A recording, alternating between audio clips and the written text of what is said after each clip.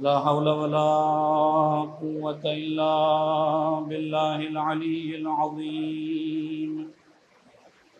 أعوذ بالله من الشيطان اللعين الرجيم.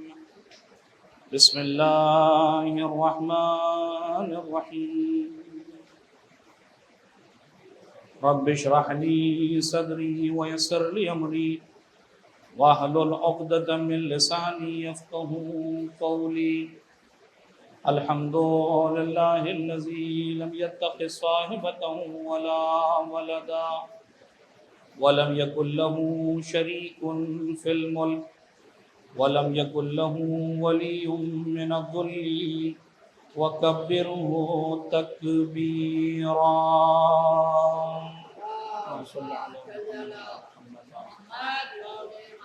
والصلاة والسلام والتحية والإكرام على الرسول النبي الأمي الذي أرسله بالحق بشيرا ونذيرا وداعيا إلى الله بإذنه وسراجا منيرا. سيدنا ومولانا أبي القاسم محمد اللهم صل على محمد وعلى أهل بيته الطيبين الطاهرين المعصومين المظلومين واللعنة الدائمة الباقية على أعدائهم أجمعين من يوم ظلمهم إلى يوم الدين. عما بعد فقد بسم الله الرحمن الرحيم.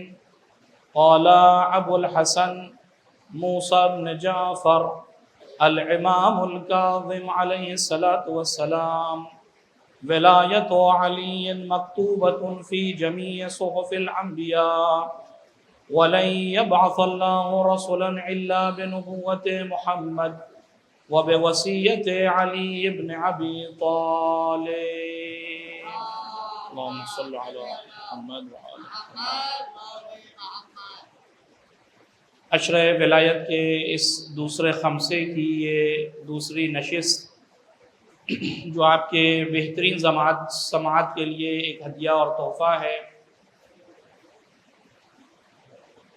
ظاہر ہے کہ جس عنوان سے اس عشرے کا انعقاد ہر سال ہو رہا ہے اس کا واحد مقصد یہ ہے کہ ولایت کے صحیح معنی، ولایت کے تقاضے اور اس ولایت کے مقابلے میں ہماری کیا ذمہ داری ہے اسے ہم اور آپ اس عشرے میں ڈسکس اور عشرے میں بحثوں کو بیان کیا جا سکے.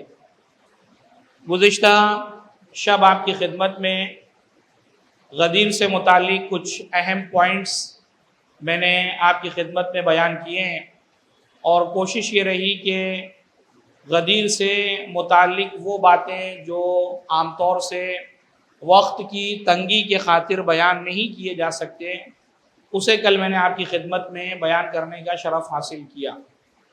اور یہ بات طے ہے کہ غدیر مکمل دین الہیہ ہے، غدیر متمم نعمات الہیہ ہے، غدیر ہی وہ ہے کہ جس کے ذریعے سے خدا کا دین کامل ہوا، غدیر ہی وہ ہے کہ جس کے ذریعے سے اللہ کی نعمتیں تمام ہوئیں. اللہ نے اپنے دین سے اپنی رضایت کا اعلان کیا اور صاف لفظوں میں یہ بات بتا دی کہ رضیت لکم الاسلام دینا. یہ وہ دین ہے کہ جس سے ہم راضی ہو رہے ہیں، یہ وہ دین ہے کہ جس سے ہم نے اپنی رضایت کا اعلان کیا ہے. کل آپ کی خدمت میں یہ بات بیان کیا کہ غدیر یعنی غدیر خم میں پیغمبر اسلام 3 دن آپ نے قیام کیا ہے اور اس 3 دن میں پیغمبر اسلام نے بہت سی اہم چیزوں کو انجام دیا جس میں اعلان ولایت کے ساتھ ساتھ تمام مرد و زن سے بیعت لی گئی. اپنا امامہ جس کا نام تاریخ نے صحاب رکھا وہ خاص طور سے پیغمبر نے مولا کائنات کے سر اقدس پر رکھا اور اس کے بعد وہ جو خطبہ آپ نے دیا ہے وہ انشاءاللہ کبھی آپ کی خدمت میں اس کی مفصل تشریح اور وضاحت پیش کی جائے گی. آج کا دن جو گزرا وہ ایک اہم دن بھی ہے چونکہ آج کا دن جو گزرا 20 ذی الحج وہ غدیر کا تیسرا دن بھی ہے، اور محققین کے مطابق آج کا دن جو گزرا وہ روز ولادت امام موسیٰ کاظم علیہ الصلاۃ والسلام تھا۔ اللہم صلی علی محمد وعلی آلہ۔ لہذا ان سے متعلق بھی کچھ گفتگو آپ کی خدمت میں ہوگی، لیکن ایک نقطہ آپ کی خدمت میں بیان کر کے بات کو آگے بڑھانا ہے کہ غدیر اتنا زیادہ امپورٹنٹ اور اتنی زیادہ اہمیت کی حامل ہے کہ تاریخ بتاتی ہے کہ محمود ابن لبید صحابی رسول ہے، اور رسول اللہ کی وفات کے بعد شہزادی احد میں سید الشہداء کے یعنی جناب حمزہ کی قبر پہ بیٹھے گریہ وزاری کر رہی ہیں، اور محمود ابن لبید وہاں سے گزرا۔ اس نے دیکھا کہ صدیقہ کبریٰ سلام اللہ علیہا گریہ کر رہی ہیں۔ وہ قریب پہنچا اور اس نے انتظار کیا کہ جب شہزادی کا گریہ اپنے اتمام پہ پہنچے گا تو میں شہزادی سے کچھ سوالات کروں گا۔ اور جب اس نے دیکھا کہ گریہ اتمام ختم ہوا تو اس نے سوال کیا کہ بنت رسول خدا، آخر کیا وجہ ہے کہ آپ گریہ کر رہی ہیں، اور کب تک یہ گریہ جاری و ساری رہے گا؟ شہزادی نے آپ نے حق چھن جانے کا مولایا متقیان حضرت امیر المومنین علی ابن ابی طالب علیہ الصلوۃ والسلام کو جو مقام نہیں دیا گیا اس مقام کی شکایت بھی کی، اور گفتگو چلتی رہی۔ میں ساری گفتگو ذکر نہیں کر رہا آپ سے، صرف جو اہم پوائنٹ ہے میں وہ آپ کی خدمت میں بیان کرنا چاہ رہا ہوں۔ گفتگو ہوتے ہوتے محمود ابن لبید یہ کہتا ہے کہ بی بی، آخر آپ کے والد بزرگوار نے اس خلافت کے مسئلے کو اپنی انتہا تک کیوں نہیں پہنچایا؟ کیوں آخر آپ نے اس مسئلے کو امت کے حوالے کر دیا اور اس مسئلے کو انتہا تک نہیں پہنچایا؟ جیسے ہی محمود ابن لبید نے یہ جملہ کہا، تاریخ بتاتی کہ شہزادی نے کہا واہ عجبا انسیتم غدیرکم۔ شہزادی کہتی ہے تعجب ہے تمہاری اس گفتگو پر کہ تم یہ جو جملہ کہہ رہے ہو کہ میرے بابا نے اس مرحلے خلافت کو اختتام تک نہیں پہنچایا، کیا تم نے اتنی جلدی غدیر خم کو بلا دیا؟ کیا غدیر خم کے بعد بھی میرے بابا نے کسی انسان کے لیے کوئی عذر چھوڑا ہے؟ یہ جو تم یہ کہہ رہے ہو کہ آپ کے جد آپ کے والد بزرگوار نے اس مرحلے کو اپنے اختتام تک نہیں پہنچایا، کیا غدیر کے بعد بھی کسی لیے کوئی عذر باقی رکھا ہے میرے باپ نے؟ کیا رسول خدا نے کسی کے لیے کوئی عذر کی جگہ چھوڑی ہے غدیر کے بعد بھی؟ اچھا گفتگو ہوتی رہی۔ اب محمود ابن لبید ایک جملہ کہتا بی بی اچھا ٹھیک ہے کہ حضرت علی حق پر ہیں اور یہ خلافت ان کا حق ہے، تو پھر علی تلوار لے کر میدان میں کیوں نہیں آتے؟ امیر المومنین کا یہ جب حق تھا تو آپ تلوار لے کر میدان میں کیوں نہیں آتے؟ آپ آئے اور آنے کے بعد جو ہے وہ لوگوں سے کہیں یہ میرا حق ہے، اور آنے کے بعد تلوار نکالے اور جو اس کے مخالفین ہیں ان کا سر جو ہے قلم کریں۔ شہزادی نے بڑی خوبصورتی کے ساتھ جو جواب دیا ہے، اور اکثر نوجوانوں کے ذہن میں سوال بھی آتا ہے کہ جب حق کے مسلم تھا امیر المومنین کا یہ، تو کیوں آخر مولا متقیان نہیں آئے تلوار لے کر؟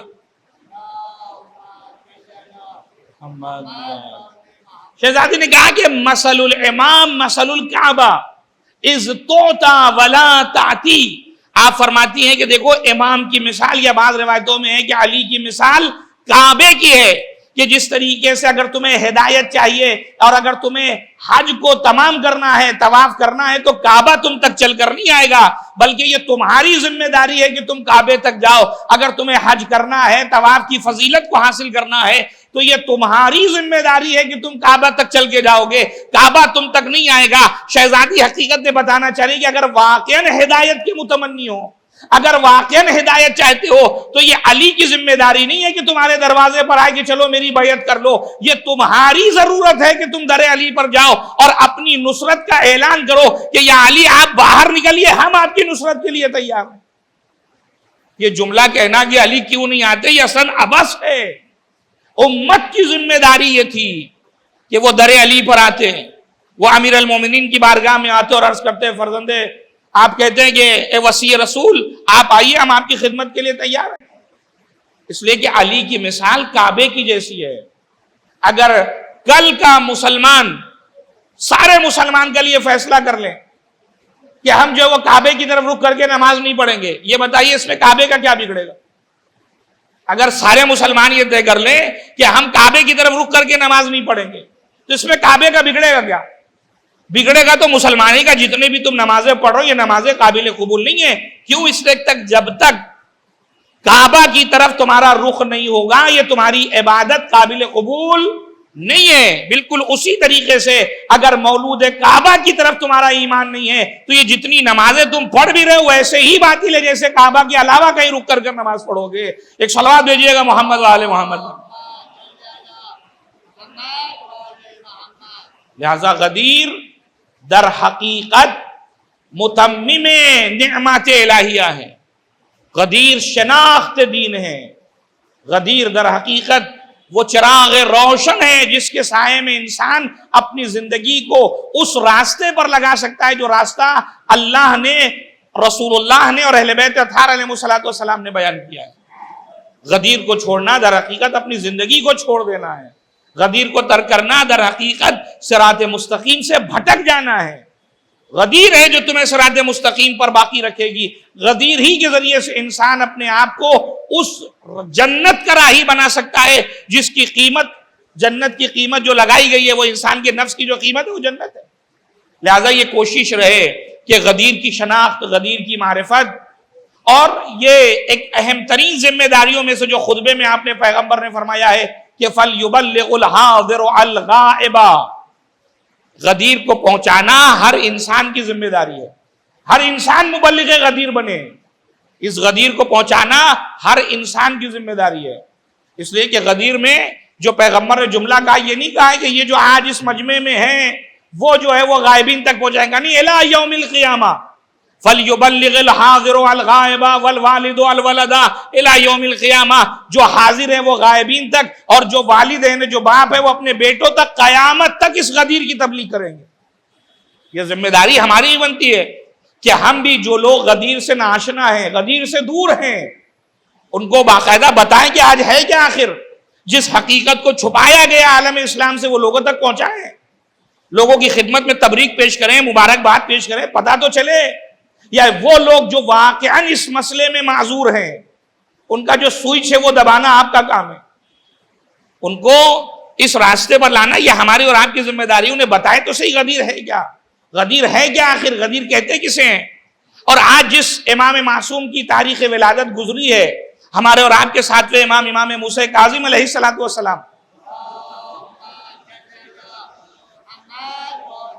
دیکھیں امام کی ولادت کے حوالے سے ایک قول جو آپ سنتے ہیں وہ 7 سفر ہے کہ 7 سفر میں امام کی ولادت ہوئی ہے.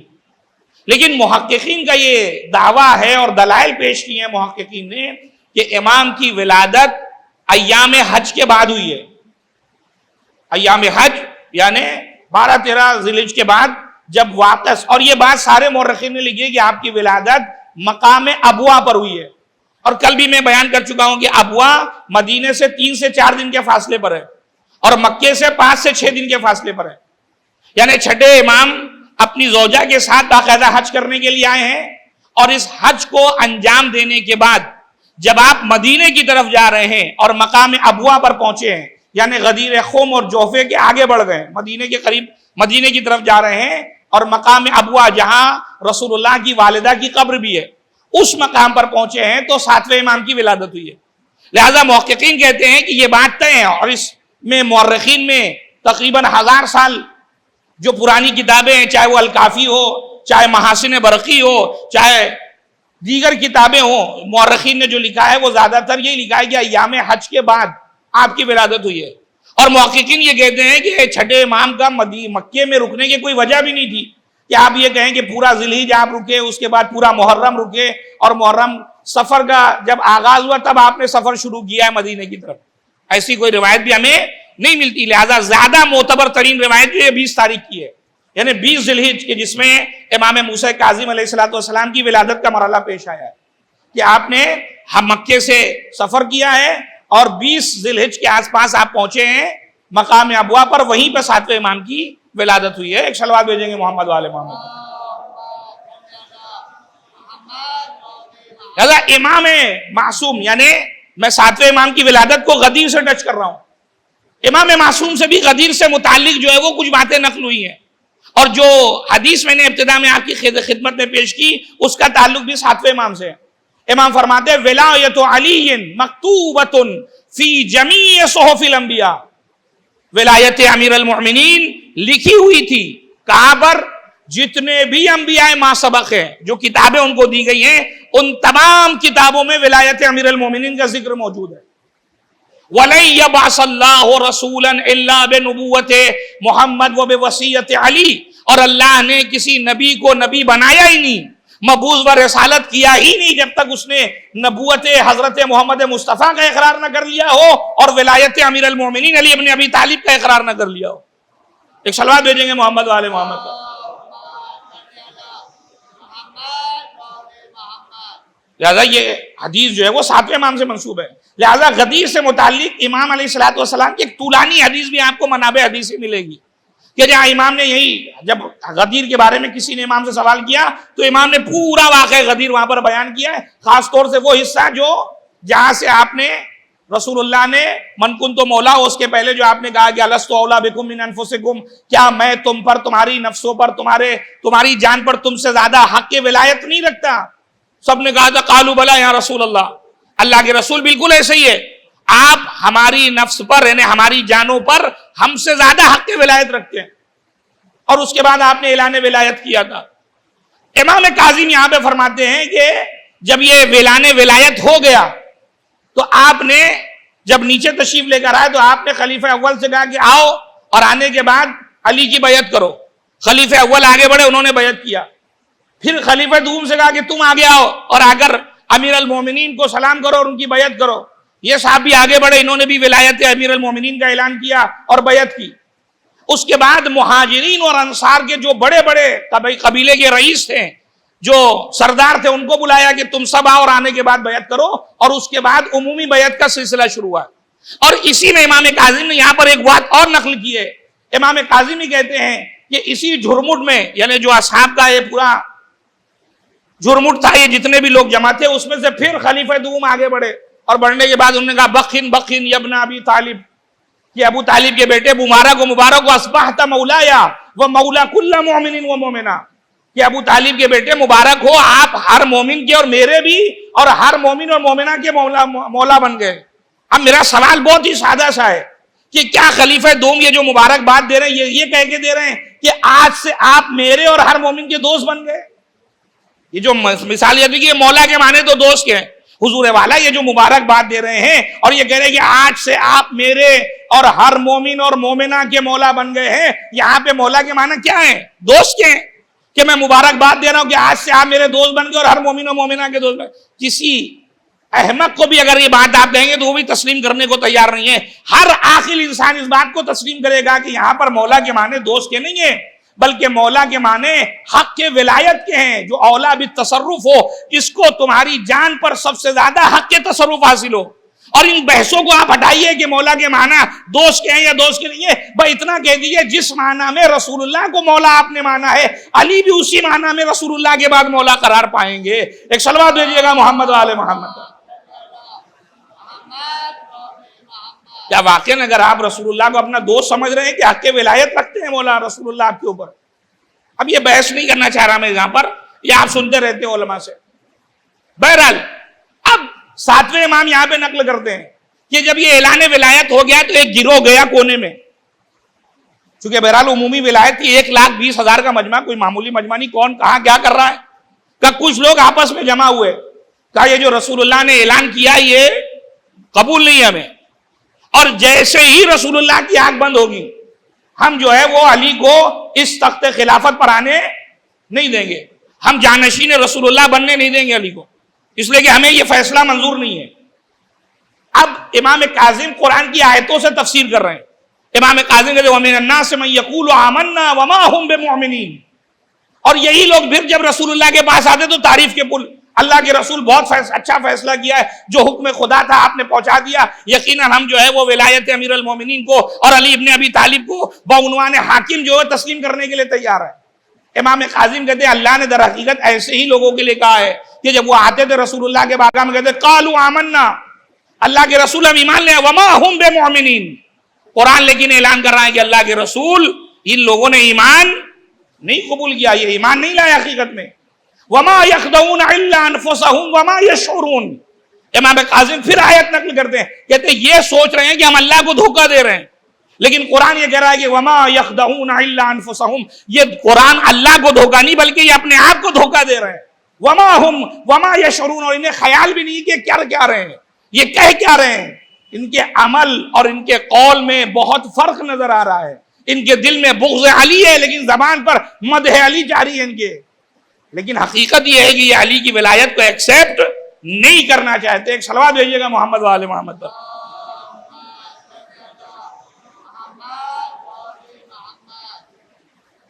ایک اور صلوات بھیجیے گا محمد وآل.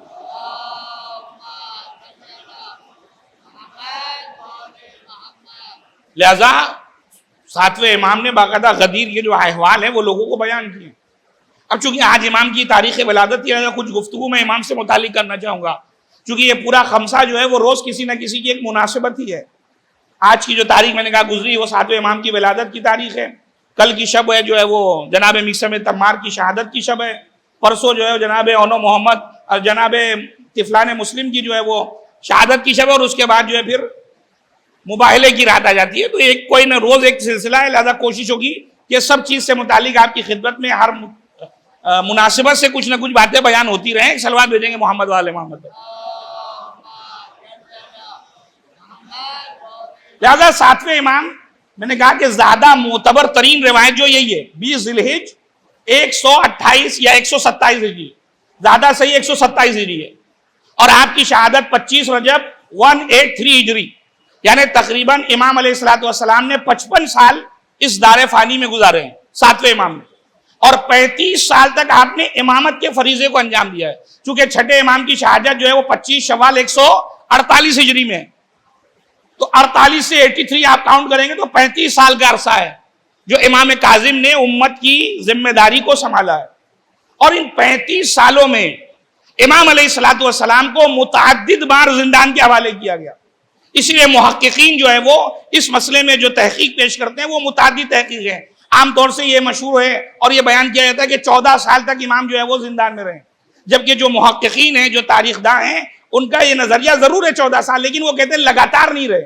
بیچ بیچ میں امام کو چھوڑ دیا جاتا، پھر گرفتار کر لیا جاتا، پھر چھوڑ دیا جاتا، پھر گرفتار کیا جاتا. یہ سلسلہ جو ہے وہ جاری رہتا تھا مختلف بادشاہوں کی طرف سے. اور ان میں جو ہے وہ چونکہ امام جب 128 ہجری میں پیدا ہو رہے ہیں تو اس وقت بنی امیہ کا زوال ہے. چونکہ آپ جانتے ہیں کہ 132 ہجری میں بنی امیہ کا خاتمہ ہو گیا ہے اور بنی عباس جو ہے وہ تخت خلافت پر آئے ہیں 132 ہجری، یعنی بنی امیہ کے خاتمے سے 4 سال پہلے امام کی ولادت ہو رہی ہے. اور بنی امیہ کا جو آخری بادشاہ ہے وہ ہے مروان ابن محمد، اس کا جو ہے وہ 4 سال کا زمانہ ہے. اور 132 ہجری میں ابو العباس سے صفاح، یہ بنی عباس کا پہلا بادشاہ جو ہے وہ خلیفے کے عنوان سے یہ آیا ہے. اور اس کے بعد پھر جو ہے منصور دوانقی آیا جس نے تقریباً 22 سال تک حکومت کی ہے. اور اس کے بعد ہادی، مہدی، اور آخر میں آیا ہے جو امام علیہ السلام کو جس نے زہر دے کر شہید کیا وہ ہے ہارون رشید. جبکہ وہ رشید کیا، اس کے اندر رشد نام کی تو کوئی چیز ہی نہیں تھی. بہرحال ہارون جو ہے وہ آیا ہے تخت خلافت پر. یہ بادشاہوں کا سلسلہ تھا جو امام علیہ السلام نے دیکھا ہے.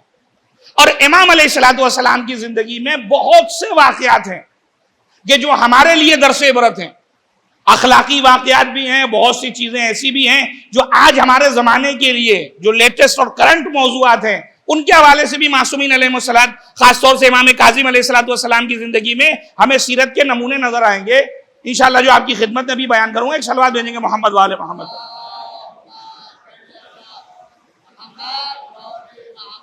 امام علیہ السلام کا ایک بڑا مشہور واقعہ جو آپ سنتے ہیں آپ کے ذہن میں ہے وہ ہے بشر حافی.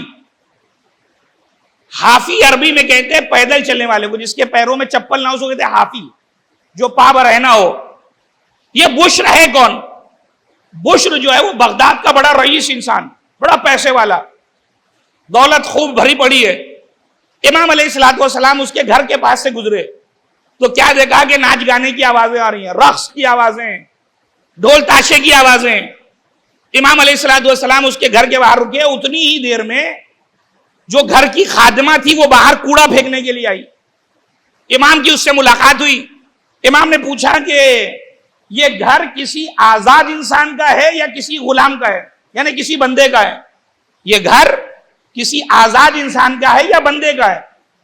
تو کنیز کہتی ہے کہ کیا آپ اس گھر کی شان و شوکت دیکھ کر نہیں اندازہ لگا رہے ہیں کہ یہ گھر کسی غلام کا یا کسی بندے کا نہیں ہے, بلکہ بشر کا ہے.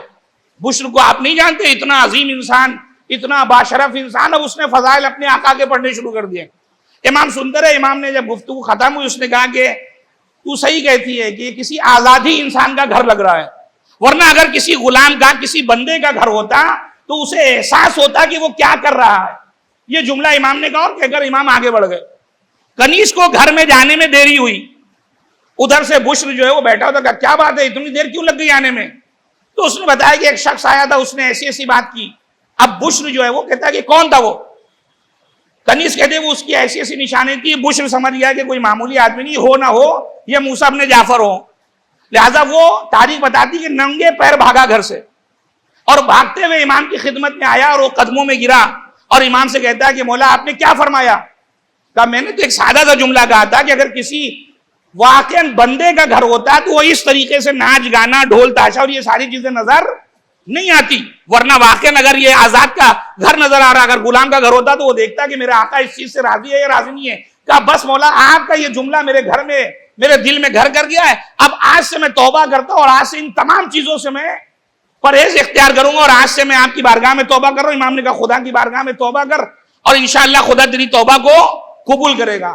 لہذا امام علیہ الصلوۃ والسلام کا اس ایک جملے سے اس نے اپنے آپ کو, جو وہ کھو گیا تھا, خواب غفلت میں تھا کہ میں آخر آزاد ہوں, تو کس معنی میں آزاد ہوں؟ میں در حقیقت کسی کا بندہ ہوں.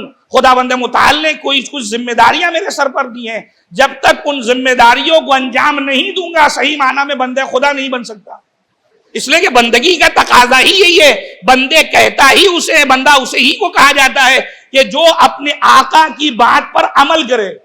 اس کا مطلب یہ رقص, یہ ڈھول تاشے اور یہ ساری چیزیں, اس کا کوئی تعلق امام علیہ الصلوۃ والسلام کے دین, جو دین اسلام ہے امام علیہ الصلوۃ والسلام نے پیش کیا, اس کا کوئی تعلق اس چیزوں سے نہیں ہے. ایک صلوات بھیجیے گا محمد و آل محمد.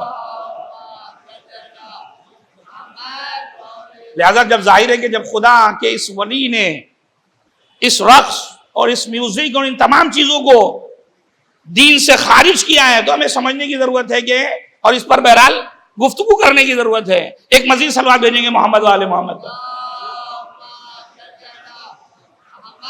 عزیزو, جو قابل غور بات ہے وہ یہ کہ اگر آدمی سمجھنے پر آ جائے تو امام کا ایک جملہ بھی اس قابل ہے, اس کے اندر یہ صلاحیت ہے کہ امام انسان کے دل میں وہ انقلاب پیدا کر دے. یہی وجہ ہے کہ ایک شخص آیا رسول اللہ کے پاس اور اس نے کہا کہ میں تازہ تازہ مسلمان ہوا ہوں, مجھے آپ اسلام کو سمجھائیے, مجھے قرآن کی تعلیمات دیجیے. رسول اللہ نے سورہ زلزال پڑھنا شروع کیا اور پڑھتے پڑھتے رسول نے کہا وَمَن يَعْمَلْ مِثْقَالَ ذَرَّةٍ خَيْرًا يَرَهُ وَمَن يَعْمَلْ مِثْقَالَ ذَرَّةٍ شَرًّا يَرَهُ. کہ جس نے ذرہ برابر بھی نیکی کی وہ خیر کیا, وہ اس خیر کا نتیجہ دیکھے گا, جس نے ذرہ برابر شر دیا اس شر کا نتیجہ اسے بھگتنا ہے. یہاں تک رسول اللہ پہنچے اور آگے کچھ کہنا چاہ رہے تھے کہ اس نے کہا بس اللہ کے رسول, بس میرے لیے دین میں سمجھ گیا کہ دین کا مطلب کیا ہے, دین کسے کہتے ہیں, اسلام کسے کہتے ہیں, اب مجھے اس سے زیادہ تعلیم حاصل کرنے کی ضرورت نہیں ہے, میں آپ کا جو دین ہے اسے مکمل طریقے سے سمجھ گیا ہوں. عزیزو, اگر یہ خود سے کہہ کے چلا جاتا تو ہو سکتا ہے ہم کہتے کہ ارے ایسے تو بہت سے دیکھے ہم نے, ایک مجلس سننے کے بعد کہتے بس اب تو دین میں سمجھ گیا, اب تو پورا دین مکمل ہو گیا. لیکن اگر رسول یہ سند دے گئے, رسول نے کہا کہ یہ شخص جو آیا تھا وہ کوئی معمولی نہیں تھا, بلکہ جس انداز سے یہ کہا ہے رجع فقیہ, یہ فقیہ بن کے واپس جا رہا ہے. صرف ایک جملہ اس نے کہا تھا کہ میرے لیے یہ دونوں آیتیں کافی ہیں, اور رسول اللہ سند دے رہے ہیں کہ یہ انسان معمولی نہیں بلکہ فقیہ بن کے واپس جا رہا ہے, یہ دین کو مکمل سمجھ کے واپس جا رہا ہے. عزیزو, رسول کے کہنے کا مقصد واضح ہے کہ اگر واقعاً اپنے آپ کو سدھارنا چاہتے ہو تو قرآن کی 2 آیتیں بھی تمہاری زندگی کے لیے کافی ہے. لیکن اگر خود کو خواب غفلت میں بھیجے رہو گے تو پورا قرآن بھی اگر پڑھتے رہو گے تو تمہاری زندگی میں کوئی انقلاب نہیں آنے والا. ایک صلوات بھیجیے گا محمد و آل محمد. اگر وجود میں انقلاب چاہتے ہو تو قرآن کی ایک آیت بھی کافی ہے, وَإِلَّا پورا قرآن بھی اگر پڑھتے رہو تو شاید تمہارے وجود پر کوئی اثر نہیں ہو. لہذا اس خواب غفلت سے ہمیں بیدار ہونے کی ضرورت ہے، دین کی معرفت کو حاصل کرنے کی ضرورت ہے۔ یہ ضروری نہیں کہ جو ہم سمجھیں وہ صحیح ہی ہو، ضرورت اس بات کی ہے کہ اس کی تصدیق کرائیں علماء سے، فقہاء سے۔ آپ دیکھیں کہ جو عقیدہ میں نے بنا رکھا ہے کیا واقعی یہ عقیدہ صحیح بھی ہے یا صحیح نہیں ہے۔ اور میں اکثر یہ بات عرض کرتا ہوں کہ یہ جملہ ہی کہنا غلط ہے کہ صاحب یہ میرا عقیدہ، اس میں کسی کو کہنے کی کوئی ضرورت نہیں ہے۔ حضور والا آپ کون اور آپ کا عقیدہ کون؟ آپ آئے کہاں سے؟ خیریت تو ہے، آپ کا عقیدہ کب سے اسلام میں جو ہے وہ معتبر اور مستند ہونے لگا؟ یہ جملہ کہنا ہی غلط ہے کہ یہ میرا عقیدہ ہے، اس میں کسی کو بولنے کی ضرورت نہیں ہے۔ نہیں ہے میرے عزیزو، عقیدہ جو ہے وہ کسی بنانے کی چیز کا نام نہیں ہے۔ عقیدہ قرآن، رسول اللہ اور اہل بیت اطہار علیہ السلام نے دیا ہے۔ ہماری ذمہ داری اس عقیدے کی معرفت حاصل کرنا ہے اور اپنے وجود میں اتارنا ہے۔ ہمیں یہ اجازت نہیں کہ ہم خود سے ایک عقیدہ بنا لیں کہ میرا عقیدہ ہے۔ اگر آپ کا عقیدہ ہے تو اس کو آپ گھر میں رکھیے، اسے سماج اور معاشرے میں تشریح کرنے کی ضرورت نہیں ہے، اس لیے کہ سماج اور معاشرے میں، مساجد میں، مجالس میں وہی عقائد بیان کیے جائیں گے جو قرآن نے بیان کیا ہے، جو رسول اللہ نے بیان کیا ہے، جو ائمہ اطہار علیہ السلام نے بیان کیا ہے۔ اگر کسی نے کوئی عقیدہ اپنا گھر میں بنا لیا ہو تو اپنا عقیدہ گھر میں رکھے، اسے کہیں جگہ پر نشر کرنے کی ضرورت نہیں ہے، اس لیے کہ آپ کی شریعت میں کوئی اعتبار نہیں کہ آپ کا بنایا ہوا، آپ کا سوچا ہوا میرا یہ خیال ہے۔ حضور والا آپ کون ہے کہ آپ کا خیال دین میں داخل کر دیں؟ آپ یہ کہیے کہ یہ عقیدہ قرآن نے بیان کیا ہے، یہ عقیدہ رسول اللہ نے بیان کیا ہے، یہ عقیدہ ائمہ اطہار علیہ السلام نے بیان کیا ہے، تو یہ قابل قبول ہے کہ ہاں یہ بات صحیح ہے، اسے قبول کیا جائے۔ یہی وجہ ہے کہ آپ شاہ عبد العظیم حسنی رضوان اللہ تعالی علیہ، اتنی عظیم ہستی، اپنے دور کے اگر میں کہوں مر جاتے تو غلط نہیں ہوگا، جن کی زیارت کے لیے امام ہادی یہ کہہ رہے ہیں کہ اگر کوئی شاہ عبد العظیم حسنی کی زیارت کے لیے جائے تو گویا اس نے امام حسین کی زیارت کی ہو۔ اتنا عظیم المرتبہ شخصیت، لیکن اس کے باوجود جب امام معصوم کے پاس جاتے ہیں، زانو ادب طے کرتے ہیں، مولا میرے کچھ عقائد ہیں، آپ اس کی تصدیق کر دیجئے کہ یہ قرآن اور آپ کے عقیدے سے میل کھاتے یا نہیں کھاتے۔ جو عقیدہ میں تسلیم کرتا ہوں، جو میں نے قرآن اور اہل بیت سے لیا ہے، کیا واقعی یہ صحیح بھی ہے یا نہیں ہے؟ آپ سوچیں اتنی بڑی شخصیت لیکن امام معصوم کی بارگاہ میں آ کے اپنے عقائد کو بیان کر رہی ہیں، اور امام معصوم کہتے تھے شاہ عبد العظیم حسنی جو عقائد تم نے بیان کیے بالکل یہی عقیدہ قرآن میں بھی بیان ہوا، یہی عقیدہ رسول اللہ نے اور بقیہ ائمہ اطہار علیہ السلام نے بیان کیا۔ لہذا تمہارا عقیدہ جو تمہارا ہے وہ قرآن سے، رسول اللہ سے اور اہل بیت اطہار علیہ السلام نے جو عقائد بیان کی اس سے میل کھاتا ہے، اس سے ٹیلی کرتا ہے۔ اور یہی ہماری بھی روش ہونی چاہیے کہ ہمارے جتنے بھی عقائد ہیں، چاہے وہ توحید کے مرحلے میں ہو، نبوت کے مرحلے میں ہو، عدل الہی کے مرحلے میں ہو، امامت اور قیامت کے مرحلے میں ہو، یہ سارے عقائد اس طریقے سے ہمارے وجود میں ہونے چاہیے جس طریقے سے قرآن نے، رسول اللہ نے اور اہل بیت اطہار علیہ السلام نے بیان کیا۔ کسی ایک مرحلے میں ہمیں یہ اجازت نہیں دی گئی ہے کہ ہم اپنی طرف سے کسی سلسلے سے کوئی عقیدہ گڑھ لیں، اور اگر کوئی عقیدہ یا آپ کو لگتا بھی یہ بہت اچھی چیز ہے تو خدا کے واسطے اس کو دین کا نام مت دیجیے۔ یہ دین کا نام ہے اس لیے کہ آج یہ شروعات آپ نے کی ہے، کل یہی دین کا جز بن جائے گا، یہی بدعت میں تقسیم ہو جائے گا، پھر اسے بند کرنا جو ہے مشکل ہو جائے گی۔ اسی لیے علماء کی ذمہ داریوں میں سے ایک اہم ترین ذمہ داری یہ ہے کہ اگر بدعت کہیں سے وجود لے رہی ہے، کہیں جنم لے رہی ہے، تو فوراً وہیں پر ٹوکے بات کو ختم کرے۔ وإلا اگر آپ نے عالم کا ساتھ نہیں دیا اور وہ عالم بیچارہ مصلحت کی چادر اوڑھے بیٹھا رہا، اسے بولنے ہی نہیں دیا گیا۔ آج سماج کی سب سے بڑی مشکل یہ ہے کہ جس کو بولنا چاہیے اسے خاموش کر دیا جاتا ہے، اور جن کو خاموش رہنا چاہیے وہ مستقل بولتے چلے جا رہے ہیں۔ معصومین کی حدیث سے میں اپنی طرف سے نہیں بول رہا کہ اگر یہ جاہل خاموش رہتے تو یہ دین میں جو اختلاف تمہیں نظر آتا، یہ اختلاف ہرگز نظر نہیں آتا۔ مشکل آج یہی ہے کہ جنہیں بولنا چاہیے انہیں خاموشی، اور جو ان کو بولنا نہیں چاہیے مستقل بولتے ہی چلے جا رہے ہیں۔ ایک صلوات بھیجیے گا محمد والے محمد پر۔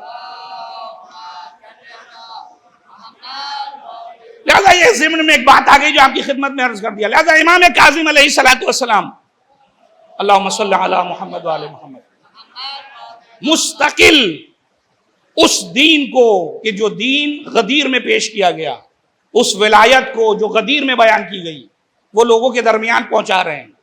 اخلاقی اعتبار سے، ہر اعتبار سے لوگوں کی اہمیت کیا ہونی چاہیے۔ اکثر سوال ہوتا ہے نا کہ آج ہم اپنے زمانے شب جمعہ، لہذا یہ واقعہ پڑھنا جا رہا ہوں کہ ہم ایک سوال اٹھتا ہے کہ میں اپنے امام سے کتنی محبت کرتا ہوں اور امام معصوم مجھ سے کتنی محبت کرتا ہوں. میں تو یہ دعویٰ کرتا ہوں کہ میں امام کا بہت بڑا چاہنے والا ہوں، لیکن سوال یہ ہے کہ امام معصوم اپنے چاہنے والوں سے کتنی محبت کرتے ہیں. 7ویں امام کا زمانہ ہے. علی بن اختین کا نام کس نے نہیں سنا؟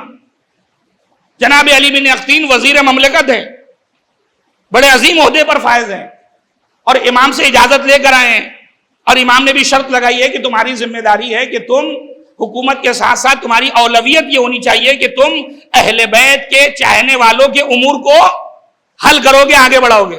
اور جناب علی بن اختین کی اگر تاریخ پڑھیں، بڑی عظیم شخصیت ہے. ہر سال تقریباً 100 سے زیادہ لوگوں کو حج بیت اللہ کے لیے بھیج رہے ہیں. جو غریب ہیں، جو معذور ہیں، جو محتاج ہیں، ان کی مستقل مدد کرتے تھے جناب علی بن اختین. ایک مستقل ٹاپک ہے خود جناب علی بن اختین کی زندگی کا. فی الحال میں اس کو نہیں جانتا، صرف اس واقعے کو آپ کی خدمت میں بیان کر رہا ہوں. جناب علی بن اختین بغداد میں ہیں، وزیر مملکت ہیں، اور اہل بیت کے چاہنے والوں کے درمیان یہ بات واضح ہے کہ امام نے کہا کہ اگر کوئی کام ہو، کوئی مسئلہ ہو تو علی بن اختین کے پاس جانا، وہ مسئلے کو حل کر دیں گے. ابراہیم جمال کو خبر ملی، ان کا ایک کام پیش آیا، یہ پہنچے بغداد، اور بغداد جانے کے بعد انہوں نے چاہا کہ میں علی بن اختین سے ملاقات کر لوں. خادم نے کہا کہ علی بن اختین کے پاس گئے کہ کوئی ابراہیم جمال کوفے سے آیا، وہ آپ سے ملنا چاہتا ہے. علی بن اختین عموماً مملکت میں مصروف تھے، وقت نہیں تھا. انہوں نے کہا کہ جاؤ ان سے کہہ دو میرے پاس وقت نہیں ہے، پھر کبھی آنا. ابراہیم جمال نے جملہ سنا، دل برداشتہ ہوئے کہ امام کی طرف سے تو یہ پیغام تھا کہ تم جب بھی جاؤ گے علی بن اختین تمہارے کام کو کر دیں گے، لیکن یہاں تو کوفے سے اتنی دور سفر کیا میں نے، اور جواب یہ ملا کہ میرے پاس ٹائم نہیں، پھر کبھی آنا. بہرحال دل برداشتہ ہوئے، واپس کوفے چلے آئے. واقعہ یہیں پہ ختم ہو گیا. علی بن اختین کسی کام سے پہنچے مدینہ، اور جب مدینے پہنچے ہیں تو علی بن اختین، اور بعض لوگ ہیں نا کہ خود بغداد میں جب امام رہا کرتے تھے اس زمانے کا واقعہ ہے، لیکن بہرحال مدینے پہنچے، اور پہنچنے کے بعد امام علیہ الصلوۃ والسلام سے ملنے کے لیے گئے. جب کام ان کا ہو گیا تو انہوں نے کہا کہ چل کے روح مدینہ امام کی بھی ملاقات کر لی جائے، امام کی دیدار کا شرف حاصل کیا جائے. در دولت پر پہنچے، خادم سے کہا کہ امام کو کہیے کہ میں امام سے ملاقات کرنا چاہتا ہوں. خادم آیا امام کی خدمت میں. امام نے بغیر اف اور بٹ کیے ہوئے امام نے کہا کہ علی بن اختین سے کہہ دو میرے پاس وقت نہیں ہے، پھر کبھی آنا. میرے پاس وقت نہیں ہے، پھر کبھی آنا.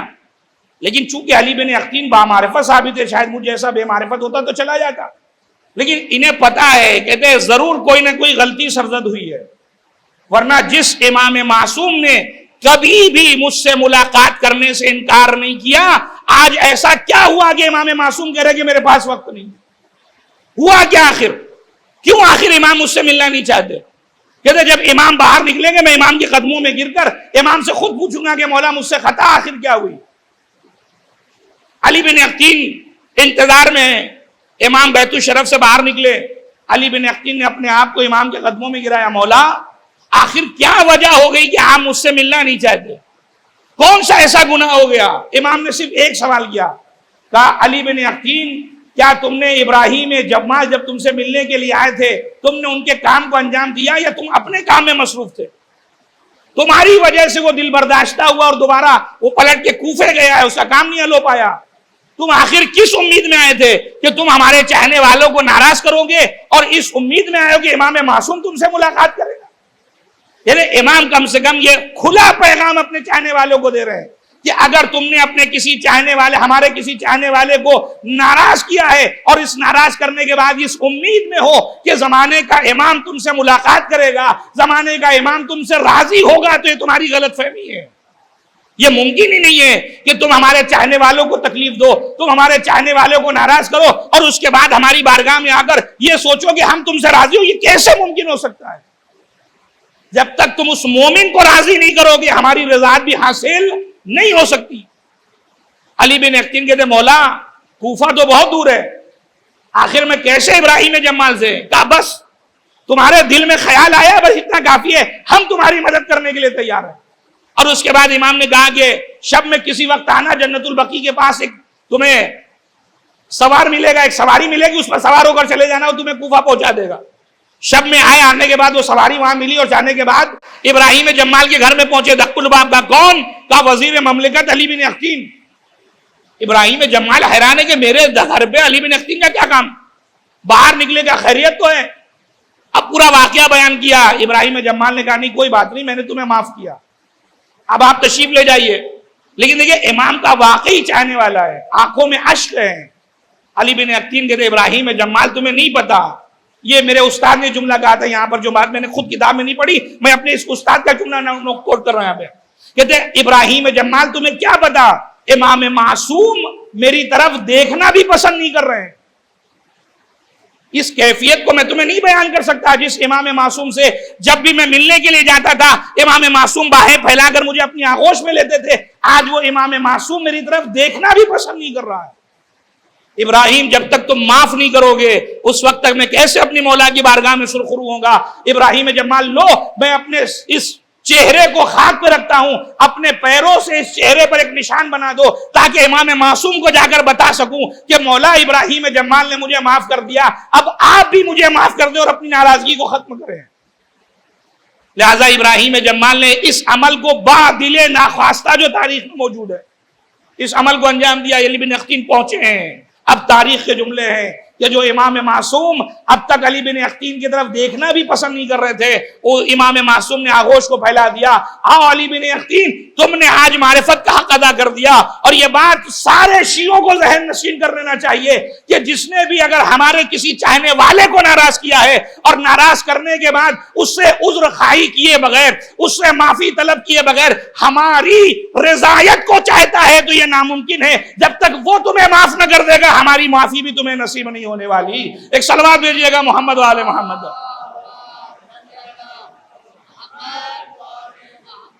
لہذا یہ سمجھنے کی ضرورت ہے، اور غلطی جیسی کی ہے معافی بھی ویسی ہونی چاہیے۔ آج مشکل یہ ہے کہ بھائی ہم زیارت پہ جا رہے ہیں، حج پہ جا رہے ہیں، ایک سوشل میڈیا کے زمانے میں یہ بھی ایک ٹرینڈ چلا ہوا ہے، ایک فوراً لمبا سا ایک میسج ٹائپ کر دیا اور تمام مومنین تک پہنچا دیا کہ معافی چاہتے ہیں، ہم جا رہے ہیں زیارت پہ، ہمیں معاف کریے گا۔ اچھا اتفاق سے اس کے پاس بھی بھیج دیا جس سے 2 لاکھ روپے لے کے بیٹھے ہوئے ہیں، جس کا 2 لاکھ ابھی دینا باقی اور نہ دینے کا ارادہ بھی ہے کہ ہمیں دینا بھی نہیں ہے۔ وہ بیچارہ آج مہینوں سے بیچارہ تقاضا کر رہا ہے کہ میرا پیسہ واپس کر دو، اور اس سے کرے کہ مجھے معاف کر دینا، میں جا رہا ہوں حج کرنے کے لیے اور جا رہا ہوں عمرہ کرنے کے لیے اور جا رہا ہوں زیارت پہ۔ حضور والا یہ معافی آپ کی کس کام کی؟ اس کی معافی کا طریقہ یہ ہے کہ جا کے اس سے حلالیت طلب کریے، یا تو اس کا پیسہ واپس کر دیجئے یا اس سے حلالیت طلب کریے کہ اگر تم راضی ہو تو میں جاؤں، ورنہ اگر وہ راضی نہیں ہے تو آپ کا جانا نہ جانا جا کے مسئلہ پوچھئے کہ جانا مناسب بھی رہے گا کہ مناسب نہیں رہے گا۔ ایک صلوات بھیجیے گا محمد والے محمد۔ لہذا یہ خانہ پوری کرنے کی ضرورت نہیں ہے اسلام میں، حقیقت میں کتنا اس دین کو سمجھ پایا ہوں وہ اہم ہے، اور جتنا میں اس مرحلے میں آگے بڑھتا چلا جاؤں گا، جتنا مطیع بنتا چلا جاؤں گا امام کا، اتنے ہی میرے درجات بلند ہوتے چلے جائیں گے۔ اس لیے کہ اسلام میں، شیعت میں سب سے زیادہ امتیاز اس انسان کو حاصل ہے جو جتنا دین کا مطیع ہو، جتنا رسول اللہ کا فرمان بردار ہو، جتنا ائمہ اطہار علیہ السلام کا پیروکار ہو۔ یا زبانی خرچ سے کام نہیں چلنے والا، جتنا تمہارے ہاں اطاعت ہوگی اتنا تمہارے مقام بلند ہوں گے، اور اگر اطاعت نہیں ہے تو زبان سے کچھ نہیں ہونے والا۔ آخری بات اور آپ کی زحمت تمام، ورنہ اسی ضمن بہت سے واقعات ہیں، میں ان سب کو چھوڑ رہا ہوں۔ جو بات میں نے کہی اس سے ریلیٹڈ ایک واقعہ جو بھی آپ سنتے رہتے ہیں، جناب شتیتا کا واقعہ۔ شتیتا کون ہے؟ ایک غریب خاتون، لیکن اہل بیت کی محب ہے، اہل بیت کی صحیح معنی میں محب ہے، زبانی والے نہیں، عملی طور سے۔ ادھر خراسان سے بہت سے لوگ ایک صاحب تشریف لے جا رہے ہیں، کس سے ملنے کے لیے؟ امام کاظم سے ملنے کے لیے۔ کس لیے جا رہے ہیں؟ کہا یہاں کے لوگوں نے تحفے تحائف دیے ہیں، وہ سب تحفے تحائف ان کو پہنچانا ہے، بڑے قیمتی قیمتی تحفے اور درہم و دینار کی تھیلیاں ہیں، اور وہ صاحب لے کر چلے۔ اتنی دیر میں بھاگتی ہوئی جناب شتیتا آئی کہ اے محترم تم جا رہے ہو امام کی بارگاہ میں، میری طرف سے بھی ایک تحفہ لیتے جاؤ۔ کہا کیسا تحفہ؟ ایک چھوٹا سا رومال، ایک پارچہ سا نکالا، کہ میں نے اسے اپنے ہاتھوں سے بنا ہے، یہ امام کی خدمت میں دے دینا۔ اور اپنے جیب سے، اپنی تھیلی سے 1 درہم غالباً یا 2 درہم وہ نکالے گا، یہ بھی امام کی خدمت میں دے دینا، یہ میرا جو ہے وہ واجب، جو مجھ پر واجبات تھی، جو شرعی واجبات تھے وہ میں نے اس کو ادا کر دیا، 2 ہی درہم مجھ پر واجب تھے۔ اب آپ سوچیں جہاں آج کی زبان میں کہوں جہاں کروڑ پتی اور ملینرز اور بلینرز نے اپنے پیسے دیے ہو اور کسی غریب کا 1 روپیہ کوئی دے دے تو آپ سے خیریت تو اس مقابلے میں آپ کی کوئی حیثیت. بہرحال اس سے نہ دل خواستہ جیب میں رکھ لیا, کسی کونے میں ڈال لیا کہ ٹھیک ہے میں پہنچا دوں گا, آپ جاؤ, خدا حافظ. اب یہ پہنچا امام کاظم کی خدمت میں. اب یہ ہے کہ امام سے وہ گفتگو کر رہا ہے, مولا فلاں نے اتنے درہم بھیجے, فلاں نے اتنے دینار دیے ہیں, اتنے لباس ریشم کے اتنے, اور ریشم وہ فضائل بیان پہ بیان کر رہا ہے. امام سن رہے خاموشی سے. سنتے سنتے جب اس کی لسٹ ختم ہوئی, امام نے کہا یہ جتنا تم لے کر آئے ہو سب واپس لے کر چلے جاؤ, اور جس کا مال ہے سب کو واپس کر دینا. کسی کا بھی امام نے ایکسپٹ نہیں کیا, چونکہ امام کو پتا ہے یہ جتنوں نے بھیجا تھا سب امام کے منکر ہو گئے بعد میں. جب یہ پیسہ پہنچا تو پتا چلا ان سب نے واقفیہ مذہب کو اختیار کر لیا اور اعلان کر دیا کہ امام کاظم جو ہے وہ اب ان کی کوئی امامت نہیں رہے گی, لہذا یہ سب کا جو ہے پیسہ امام نے قبول بھی نہیں کیا. امام نے کہا سب کو واپس کر دو, ان کا چاہیے ہی نہیں مجھے کچھ. اب وہ اچھا ساری جب بیان ہو گیا, اس ادھر سے امام کا جواب منفی آیا کہ مجھے کچھ چاہیے نہیں, سب واپس کرو, تو جو تھوڑا بہت یاد تھا وہ بھی بھول گیا ہوگا. بہرحال ابھی جانے کے لیے تیار ہوا. امام نے کہا وہ جو شتیتا نے جو تمہیں پارچہ دیا تھا, وہ جو کپڑا دیا تھا وہ دے دو, اور جو درہم شتیتا نے دیا وہ میرے حوالے کر دو. اب اس کی آنکھیں کھلی, ہاں یہ تو جاتے آتے وقت شتیتا نامی خاتون تھی جس نے 1-2 درہم دیے تھے, جس کی تو کوئی حیثیت ہی نہیں تھی. امام اسی کو مانگنے کا نہیں, وہی ہمیں چاہیے. کیوں؟ اس لیے کہ وہ خلوص کے ساتھ ہے. کیوں؟ اس کے اندر شتیتا کے اندر وہ جو دین کی رمق ہوتی ہے وہ شتیتا کے اندر پائی جاتی تھی. کم اور زیادہ ہمارے لیے میٹر نہیں کرتا. ہمارے لیے میٹر جو چیز کرتی ہے وہ ہے کہ تم کتنے خلوص کے ساتھ ہماری بارگاہ میں حاضر ہو رہے ہو, تمہارا عمل, تم کتنے مخلص ہو ہمارے لیے. لہذا وہ شتیتا کا پیسہ بھی لیا. اب اس کے عوض میں بھی امام نے کچھ چیزیں دی ہیں کہ دیکھو جانے کے بعد یہ کفن جو ہے وہ شتیتا کو دے دینا, یہ درہم و دینار شتیتا کو دینا, اس میں سے کچھ درہم کہنا زندگی کے لیے خرچ کریں, بقیہ تجہیز و تکفین کے لیے خرچ کر دیں. اب میں میری طرف سے اجتماع 14 یا 16 دن امام نے کہے کہ اس کے بعد شتیتا کا انتقال ہو جائے گا, اور شتیتا سے کہنا گھبرانے کی ضرورت نہیں ہے, امام معصوم تمہاری نماز جنازہ پڑھانے کے لیے آنے والا ہے. ایک صلوات بھیجیں گے محمد والے محمد. یہ مسئلہ یہ نہیں ہے کہ میں نے کتنے ڈالرز بھیجے, کتنے پیسے امام کی خدمت دیے, بات یہ ہے ہی نہیں ہے. بات یہ ہے کہ آخر یہ جو میری دولت ہے وہ کتنی پاک اور پاکیزہ ہے, میں اس پر کتنا خمس کا پابند ہوں, جو واجبات میری گردن پر وہ ادا کر بھی رہا ہوں یا نہیں کر رہا ہوں. امام معصوم کی بارگاہ میں جو بھی ہدایہ دے رہا ہوں یا واقعا وہ مال مخمس ہے یا نہیں ہے. ایسا تو نہیں کہ میں دعوی لفظی کر رہا ہوں, باقی سارے میدان میں جیسا ہونا چاہیے ویسا نہیں ہوں. لیکن اس واقعے سے جو سب سے بڑا پیغام ہمیں اور آپ کو مل رہا ہے, اور اس میں کوئی مستثنا نہیں ہے, ہم سب اس میں شریک ہیں. آپ سے زیادہ مجھ میری ذمہ داری بنتی ہے کہ میں دین سے متعلق کتنا حساس ہوں. یا صرف ممبر پہ آنے کے بعد صرف آپ کو بتا رہا ہوں, ممبر سے نیچے جانے کے بعد ساری چیزیں ختم ہو گئی نہیں عزیزو. آپ سے زیادہ میں اس چیز کا مستحق ہوں کہ اس پر عمل کروں. لہذا دین کو اس طریقے سے ہمیں عمل کرنا ہے جس طریقے سے معصومین نے چاہا ہے. ایسا نہ ہو کہ ہم اپنی خواہشات اور اپنے مطابق دین کو ڈھالنے کی کوشش کریں. اس واقعے میں صاف اعلان ہو رہا ہے کہ اگر تم دین کے مخلص ہو تو پھر تمہیں امام معصوم کو آواز دینے کی ضرورت نہیں ہے. امام معصوم خود چل کر تمہارے پاس آ سکتا ہے. اگر تمہارا کردار اس قابل ہے, تم اس قابل ہو, تو یقیناً امام معصوم تمہاری بارگاہ میں آئے گا, یقیناً امام معصوم تمہاری نصرت کے لیے آئے گا. کیسے ممکن ہے کہ تم امام کی واجبات جو امام نے بتایا اس پر عمل کرو اور امام جو ہے تمہاری نصرت کو نہ آئے. انشاءاللہ کل اسی کے آگے گفتگو ہوگی کہ اسی چیز کا رونا, اور یہی مرثیہ مولا کائنات نے بھی پڑھا ہے. آپ دیکھیں کہ خود ایک مستقل موضوع ہے کہ خود مشکل کشا کی کیا مشکلات تھی. حضرت امیر المومنین جو مشکل کشا ہیں, خود ان کے ساتھ کیا مشکلات پیش آئیں اپنے زمانے میں, کہ جس کا گریہ اور جس کا مرثیہ مولا کائنات نے پڑھا ہے. ایک بات عرض کر کے بات کو آج ختم کر رہا ہوں. امام نے صاحب لفظ کہا منیت بمن لا یطیع. امام فرماتے ہیں مشکل میرے ساتھ یہ ہے کہ میں ان لوگوں کے ساتھ رہ گیا ہوں جو میری اطاعت ہی نہیں کرتے. میرا سابقہ ان لوگوں کے ساتھ ہے کہ جو علی کی بات ہی ماننے کو تیار نہیں. میں ان سے کہتا ہوں چلو تو کہتے ہیں مولا گرمی ہے, سردی میں کہتا ہوں تو گرمی ہے, گرمی میں سردی, سردی میں اس طرح کے بہانے بتاتے ہیں. جب میں کہتا ہوں چلو جہاد کرنا ہے تو کبھی گرمی کا بہانہ ہے, کبھی سردی کا بہانہ ہے, کبھی کچھ بہانے. اور مد مقابل وہ ہے جو باطل ہے, لیکن اس کے باطل پر لوگ اس کے ساتھ کھڑے ہوئے ہیں. لیکن علی کے ساتھ مشکل یہ ہے کہ علی کسی کو اگر دعوت دیتے ہیں تو علی کی لوگ اطاعت کرنے کے لیے تیار نہیں.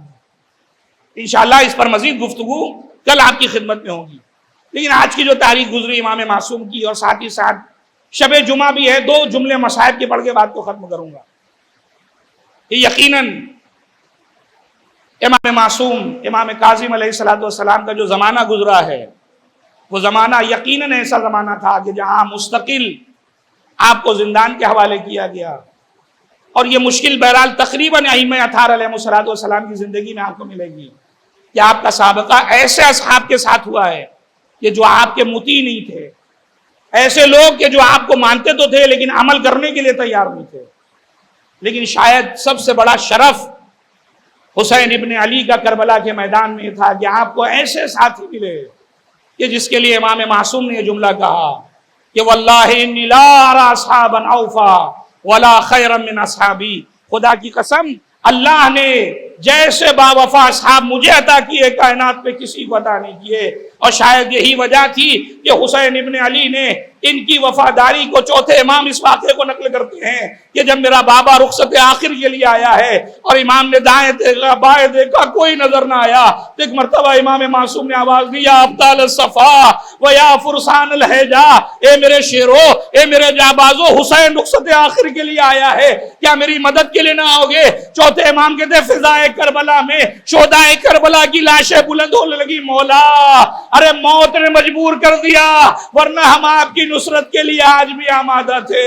کیوں نہ امام معصوم ایسے اصحاب کے لیے کہیں کہ جیسے اصحاب ملے مجھے ملے، کسی کو نہ ملے.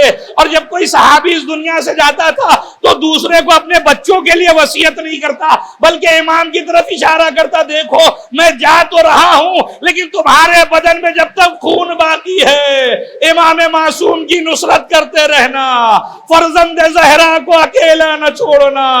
اسی لیے امام معصوم بھی عصر عاشور اپنے اصحاب کو یاد کر کے گریا کر رہے ہیں. اے حبیب تم کہاں ہو، اے عباس و علی اکبر تم کہاں ہو، اے قاسم و بریر و مسلم تم کہاں ہو. حسین رخصت آخر کے لیے آیا ہے، کیا حسین کو سوار نہ کرو. وَسَيَعْلَمُ الَّذِينَ ظَلَمُوا أَيَّ مُنقَلِبٍ يَنقَلِبُونَ إِنَّا لِلَّهِ وَإِنَّا إِلَيْهِ رَاجِعُونَ رضا بقضائه وتسلیما لامرہ.